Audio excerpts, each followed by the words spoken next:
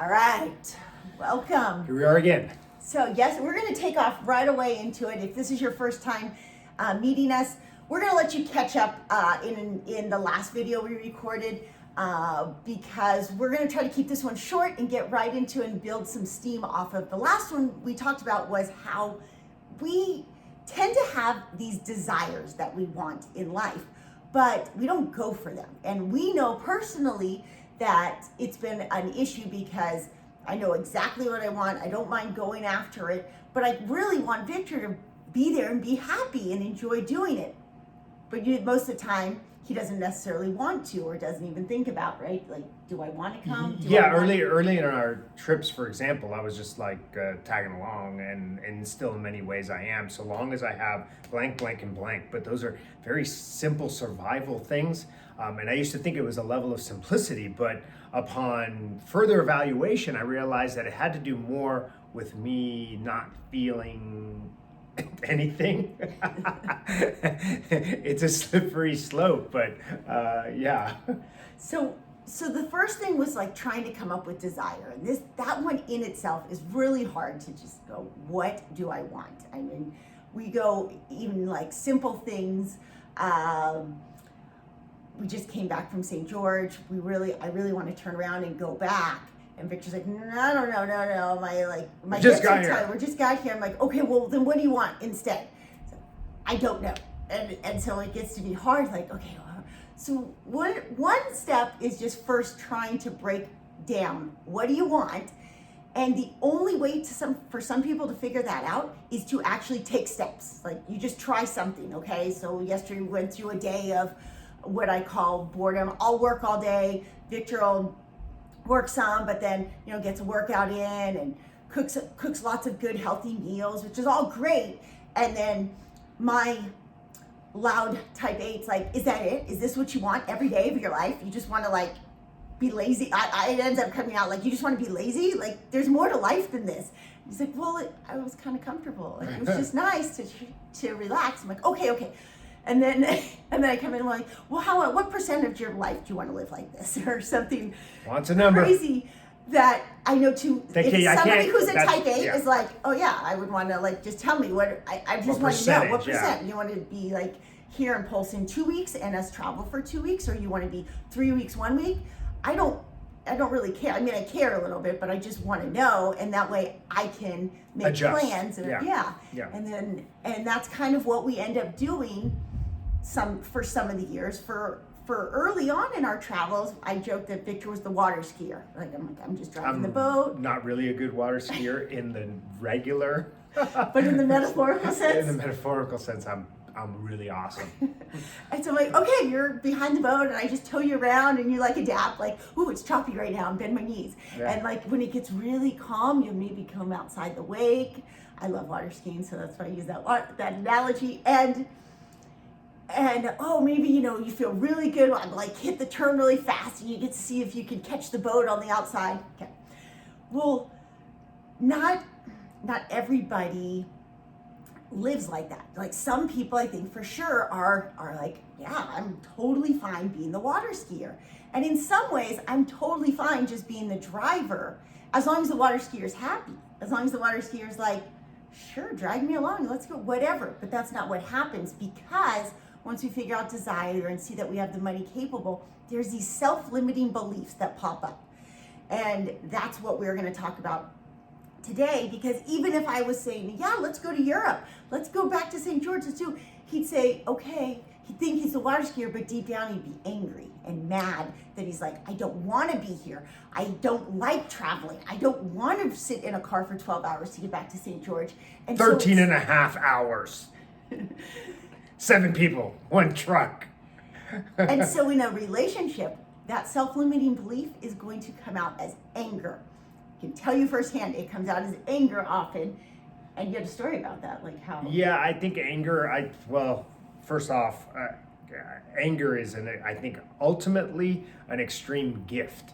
I tapped into kind of some anger. I remember vividly, I told Robin, like, hey, I got a story about this.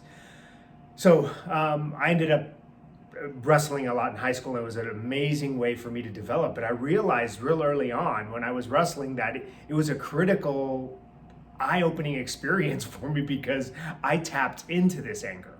And I honestly feel bad for some of the competition I had in high school because I was literally like unleashing everything I'd been burying for a very, very long time into these young men, and they just, I don't even think they had a If you chance. haven't seen in other episodes for our Enneagram, Victor's a type 2 and I'm a type 8. And if you are an 8, 9, or 1, anger is your go-to. 8s tend to just, like, it's like a volcano, an active volcano that's just constantly releasing its emotion. It's oozing emotion, exploding. Mine just comes out a little bit sometimes. If you're a 9, you're gonna you ignore it. You don't really realize it's there. And we have a great story about that with Isabel at some point that we'll come to because they kind of forget it and then like randomly it'll come out, and ones just like really repress it. Well, 2s have 2s, 3s, 4s is shame, and as a 2, you really don't even touch that shame because you just really focus it all on other people. So he's thinking when he gets to high school, he's got all these years, 15 years of 16. hiding that shame by filling other people's emotional needs. Sure. And this was the first time I unloaded. I mean, I think it was, for me, there's very few things. I think I learned that I could wrestle a little bit angry, a little bit chip on my shoulder, and improve performance. That's not always the case in a lot of other sports. You're allowed to. Yeah. And so, I don't know if you could play baseball that way. You could play angry. Of course, a little bit of swinging the bat a little bit harder. But at some point, I realized that it was helping me, and so it became a valuable tool for me to work up intensity. Like, it's go time, and it's okay for that sport, and it's still to some days. I competed a few times since I've been taking jiu-jitsu, and I found myself in a similar situation and going like, geez, this isn't probably all that healthy to do to this poor person down here. But it was a tool that I was using in many ways in business and trying to learn, and it's not a really good thing for those situations. And meaning, like, so sometimes it's great in his sports when he can go to jiu-jitsu and release that, but it's been really hard trying to, for the most part, anybody else with Victor's personality type would be in more of a sentinel role of life. Like, they always tell me I should have been a cop. And it's really amazing how great he is as an entrepreneur, considering it's not in his innate wiring. And so when he goes to have to do things about learning how to grow an online business or marketing or all these other things, it's just not the natural progression. Now, anyone who's worked with Victor knows he's amazing at what he does, but trying to communicate what he does it's exhausting. It's hard. Unless they're right? in front of me. I think can't throw anger on it. And so when we get to these conversations, we'll do like these, as my personality type, I love whiteboards. I have whiteboards all over. We're doing these whiteboard talks. All over that, wherever we are. He just, in his natural response is like, gets kind of angry when we talk about like, well, look, where's your target market hang out? What do they need? What are they struggling with? Where do they... It's just like, I hate them. Well, but part of it is like, there's two things. Yes, anger, like, I don't understand. But then there's also this experience, and maybe you could share with that, that we get to this point where, okay, this is what we need to do, boom. And then I'll like work myself into an angered frenzy to get the job. Like, let's do it. And she's like, you got to be able to do this without being angry. But I'm like, wait a second, this is my tool for getting stuff done. Yeah, absolutely. That's right? Really hard for me. Like, I go lay down to do a heavy bench press or a heavy squat or a heavy deadlift. It's not it's like, let's go. And so that's a compensation tool that I was using. And honestly, I say it helps us right now because at least it realizes like, oh, if I feel anger, it's something else I need to tap on. But before, it was a compensation and not a very healthy tool. And you're saying that I don't know how to be productive or effective without using anger as a means to do it. Right.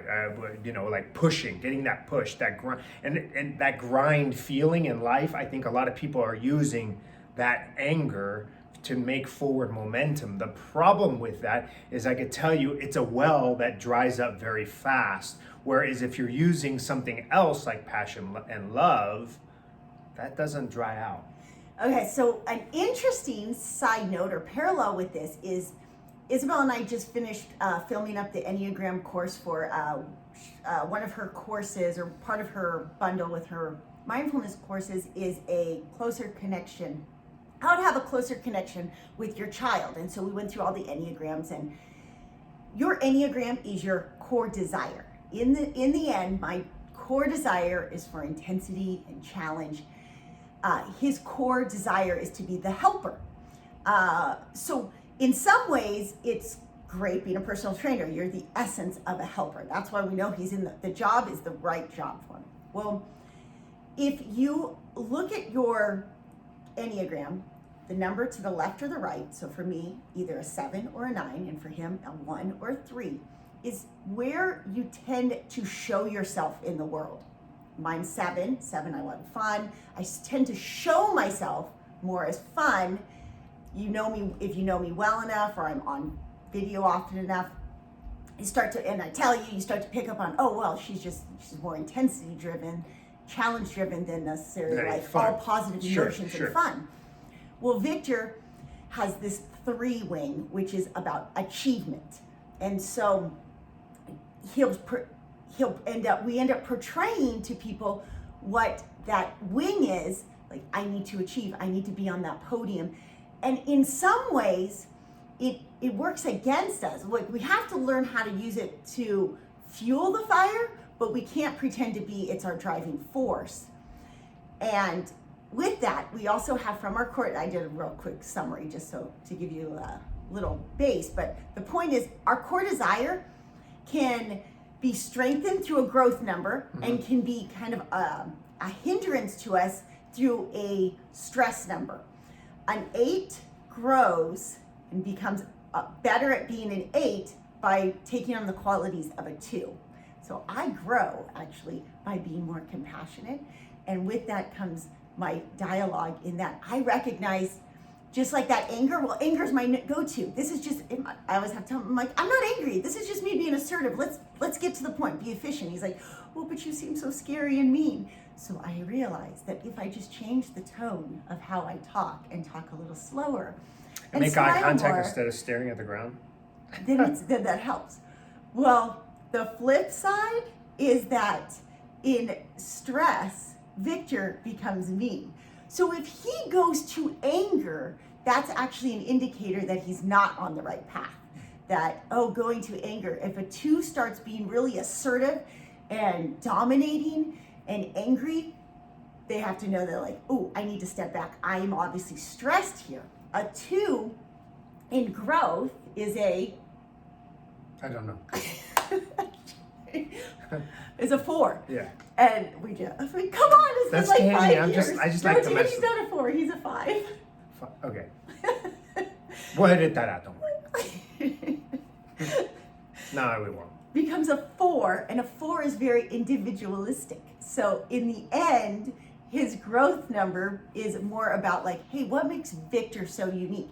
So instead of going to do marketing and think of like, how can I get mad here and assert myself? It's like, oh, what makes me so special? How do I comb my hair different than anybody else? Or I don't comb my hair. I actually wake up and it's like this. People always ask me, like, you put gel in your hair? No, I got problems. Just kind of does this. So there's a little insight, because we said we're going to break this up over a few days, and we're trying to keep our videos shorter. As a summary, you do have a core desire. You don't want to just be the water skier behind the boat, because if you tell yourself you want to be the water skier behind the boat, there's a good chance that there's some self-limiting beliefs that are telling you that you just want to hold onto that rope and be dragged around the lake, when you probably would like to drive occasionally, or would like to at least be the passenger, like having an Participate, opinion. Yeah. And it's really worth sitting there thinking about, why don't I allow myself to be in that role? Because the person you're saying, like, oh, fine, just drive, they probably want you to have an opinion. I know that from firsthand. They want you to have an opinion. They want you to at least show me the information. Do you want to be in Polson for 2 weeks, 1 week? Just, we don't have to listen to you necessarily, but we just like to know, like, what do you want? You're like, hey, it's okay if you ask, like, hey, can I drive for a day or so? As long as you don't make the check engine light turn on. I don't even start on the damn truck. I hate that truck. Every time I drive it, a check engine light comes on, and Robin is like, what'd you do wrong? Are you driving? I'm like, it's an automatic. And first then off. Danny It's goes, like, Dad, you do drive it differently. you do drive. And I call my dad, and my dad will say, like, well, do you watch him drive it? She's people, man. I've been driving since I was 17 years old. They tell me I'm driving a car. It's an animal ultimately. Like, well, are you taking care of it? Are you turning around 3 times before you get in the car? Sometimes you just it's an older truck. It's a great truck though. So you just can't just push down on the gas tank or on the gas pedal. You have to ask for You have to permission. kinda, like, Like, can you please accelerate? you have to kind of like rub the steering wheel That's- and like you have to definitely respect the truck before you try to drive it. So you're not that. So that's desire. Those self-limiting beliefs. So we're going to go into those tomorrow. But if your default is anger, that's It's a gift. really, It's a gift. It's a gift. That's what I'm saying. Like, but now you got to go farther in and realize where that's coming from. And it's a gift because the opposite is indifference. And you Yeah. know people in your life that are totally indifferent, and that's even worse. We don't We want joke that. If you're about that. Like, oh, indifferent, yeah, that person's dead inside. You don't. You want to get that fire going. That's why we're still together doing these videos, recording this, because I'm like, okay, well, you're angry, so that means that's good. Because he knows, like, sometimes I'll go to indifference. I'm like, well, that's not a good spot for me to go to. If I'm, like, indifferent about you, I've kind of written it off. I feel like it's hopeless. But if I'm fighting with you, that means I love you. Like, you know, that's a big deal. That takes a little while to get used to. And then when I really love you, I talk in a much slower tone because I realize that just because it's exciting for me to talk fast, it's not necessarily receptive. Okay, tomorrow, self-limiting beliefs. Hope you enjoyed this. Subscribe. Yeah, obviously you can't leave comments because. Yeah, apparently a few people have emailed us like, hey, why are your comments turned off? If you have kids on your videos, you can't have a comment on it. But you can email us. Yeah, you can email us. We'll have some links to our swag. We got our Nomads with the Purpose. Yeah, no, Defy the Norm. We didn't have our today. Defy the Norm and Jeez. forgot about that. I was trying to look crazy essay. Okay. All right. See you tomorrow.